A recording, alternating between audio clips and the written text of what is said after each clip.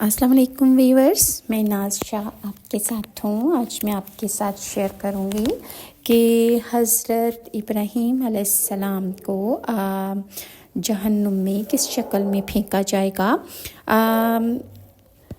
حضرت ابو ہریرہ سے روایت ہے کہ نبی کریم صلی اللہ علیہ وآلہ وسلم نے فرمایا کہ حضرت ابراہیم علیہ السلام قیامت کے دن اپنے باپ آزر کو اس حال میں دیکھیں گے کہ اس کے منہ پر سیاہی اور گرد و غبار جمع ہوگا۔ چنانچہ حضرت ابراہیم علیہ السلام کہیں گے کہ میں نے دنیا میں تمہیں نہیں کہا تھا کہ میری نافرمانی نہ کرو۔ آزر کہے گا اچھا، آج میں تمہاری نافرمانی نہیں کروں گا۔ حضرت ابراہیم علیہ السلام کے والد تھے اور وہ بت پرستی کیا کرتے تھے۔ اس کے علاوہ وہ بت بنا کر بیچا بھی کرتے تھے، لہٰذا وہ حضرت ابراہیم علیہ السلام کو بھی انہوں نے بت بنا کر دیے کہ تاکہ وہ بازار میں بیچ کے آئیں۔ تو حضرت ابراہیم علیہ السلام نے یہ کام نہیں کیا تھا، اور جب حضرت ابراہیم علیہ السلام نے اللہ تعالیٰ پر ایمان لے آئے تو آپ نے اپنے والد آزر کو جب ایمان کی پیشکش کی تو اس نے آپ کے ایمان کی پیشکش کو ٹھکرا دیا۔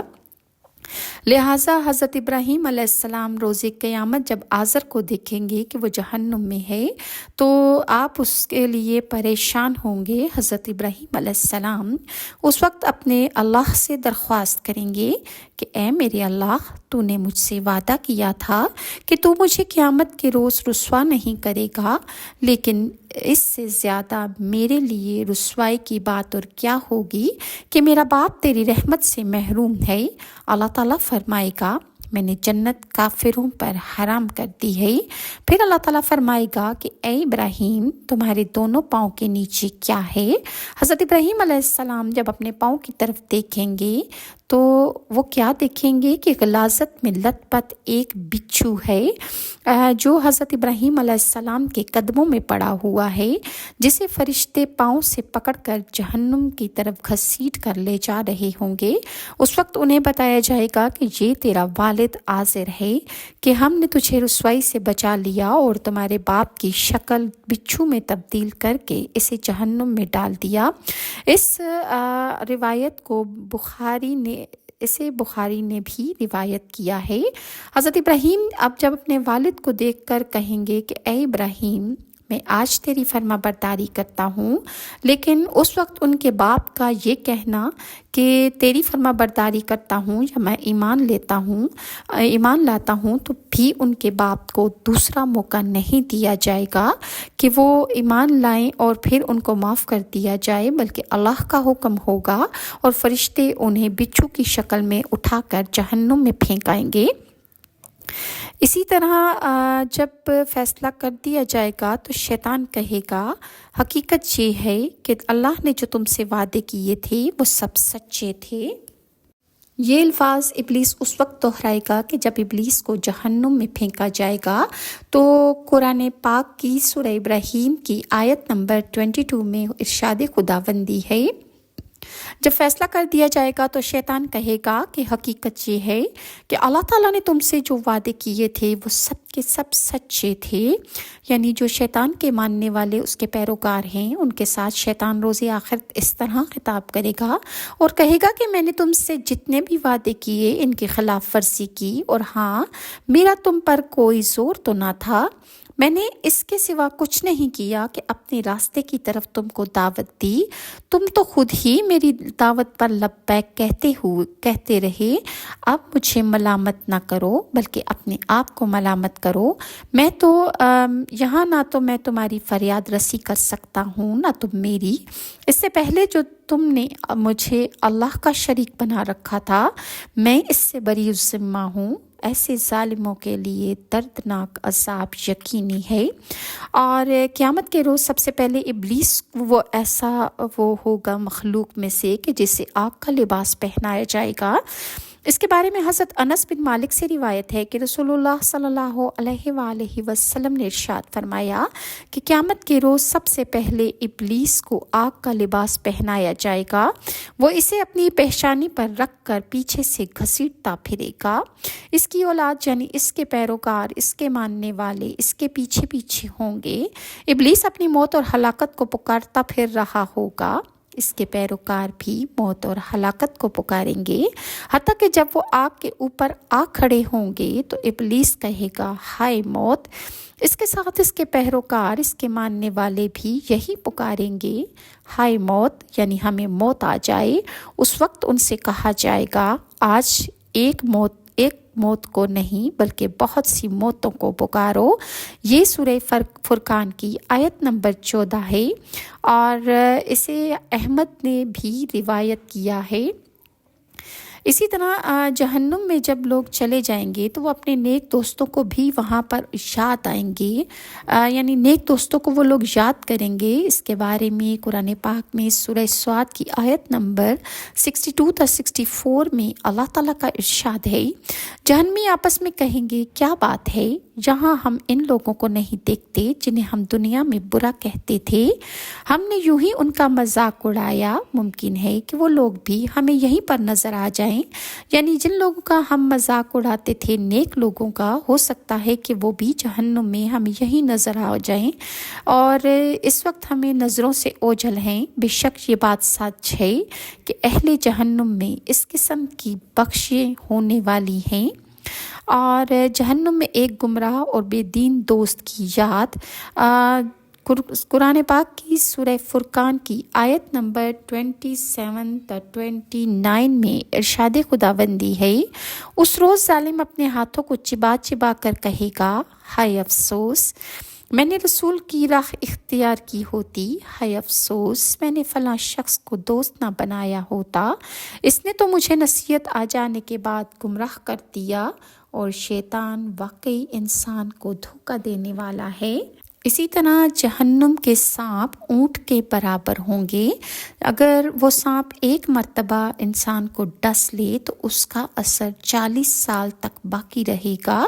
جہنم کے بچھو خچروں کے برابر ہوں گے جن کے ایک مرتبہ ڈسنے کا اثر 40 سال تک انسان کو محسوس ہوتا رہے گا، یعنی انسان کو اتنی تکلیف ہوگی کہ وہ 40 سال تک اس ڈنگ کا اثر اس کی زندگی میں اس پر رہے گا۔ حضرت عبداللہ بن حارث بن جز کہتے ہیں کہ رسول اللہ صلی اللہ علیہ وآلہ وسلم نے ارشاد فرمایا، جہنم میں بختی اونٹوں کی ایک قسم ہے، اس کے برابر سانپ ہوں گے، ان میں سے ایک سانپ کے کاٹنے سے جہنمی 40 سال تک زہر کا اثر محسوس کرتا رہے گا۔ جہنم میں بچھو خچروں کے برابر ہوں گے، ان میں سے ایک بچھو کے کاٹنے سے 40 سال تک جہنمی زہر کا اثر محسوس کرتا رہے گا۔ اس حدیث کو احمد نے بھی روایت کیا ہے۔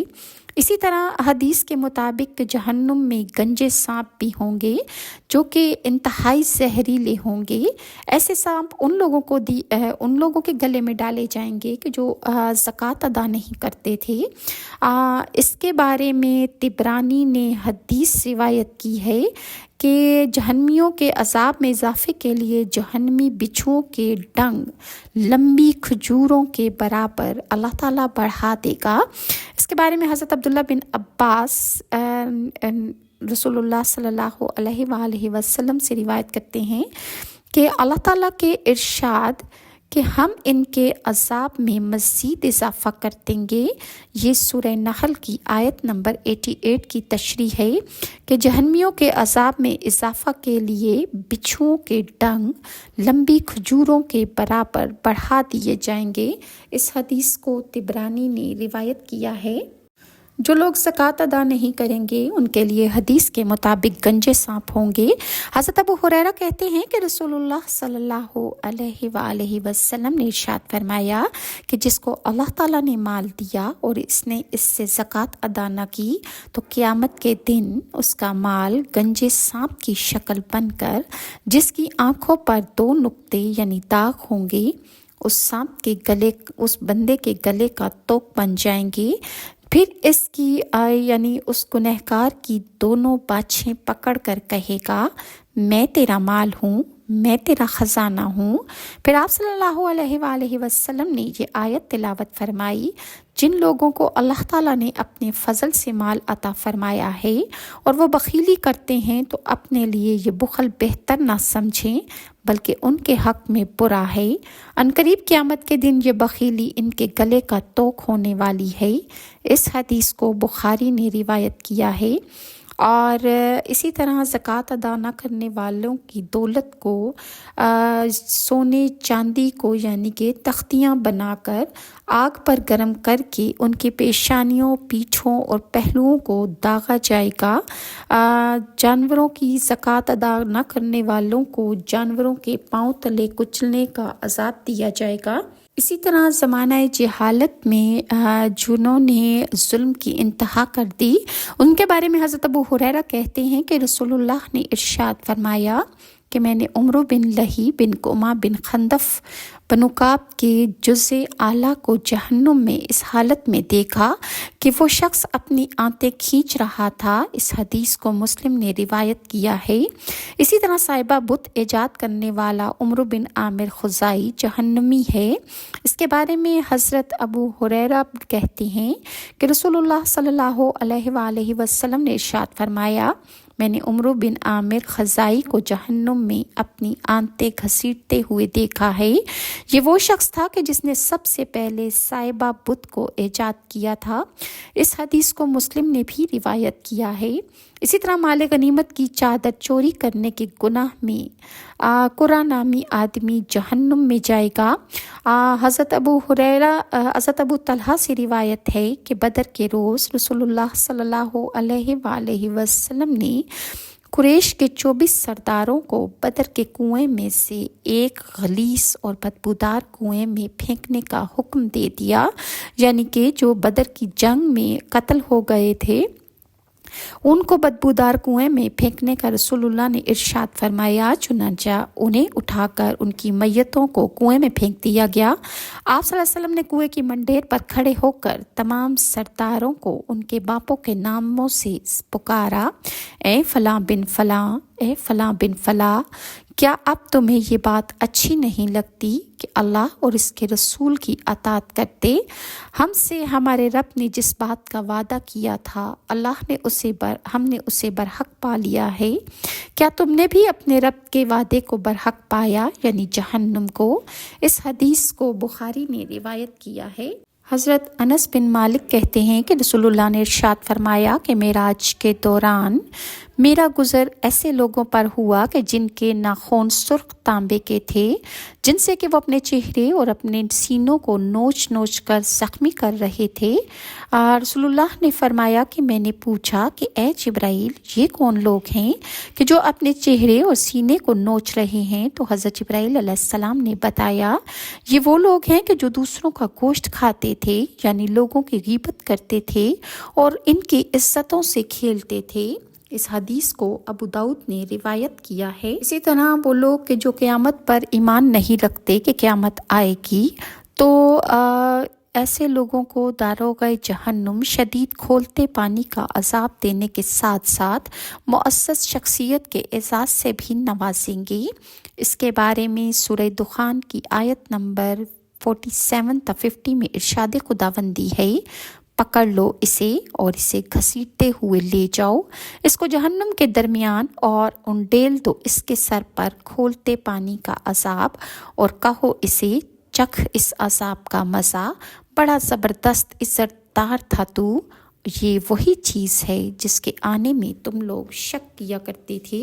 اور اس کے علاوہ رسول اللہ صلی اللہ علیہ وسلم کو جادوگر کہہ کر پکارنے والے لوگ اور جو اسلام کی دعوت کو ٹھکراتے تھے، ان کو جہنم میں لے جاتے ہوئے ایک طنزیہ سوال فرمائیے، یہ آگ جادو ہے یا آپ کو کچھ نظر نہیں آ رہا، اس طرح ان لوگوں پر طنز کیا جائے گا۔ اس کے بارے میں سورہ طور کی آیت نمبر 13 تا 16 میں ارشاد خداوندی ہے، جس روز انہیں دھکے مار مار کر جہنم کی آگ کی طرف لے جایا جائے گا، اس روز انہیں کہا جائے گا یہ وہی آگ ہے جسے تم جھٹلایا کرتے تھے، اب بتاؤ یہ آگ جادو ہے یا تمہیں نظر نہیں آ رہا؟ جاؤ اب اس کے اندر جھلسو، صبر کرو یا نہ کرو تمہارے لیے برابر ہے، اور یاد رکھو تمہیں ویسا ہی بدلہ دیا جا رہا ہے جیسا کہ تم دنیا میں عمل کیا کرتے تھے۔ اور ویورز، یہ ہے جہنم کے وہ عذاب کہ جو میں نے آپ کے ساتھ شیئر کیے۔ اللہ تعالیٰ آپ کو اور مجھے جہنم کے نام، جہنم کی ہوا اور جہنم کی آگ سے اللہ تعالیٰ ہمیں محفوظ رکھے۔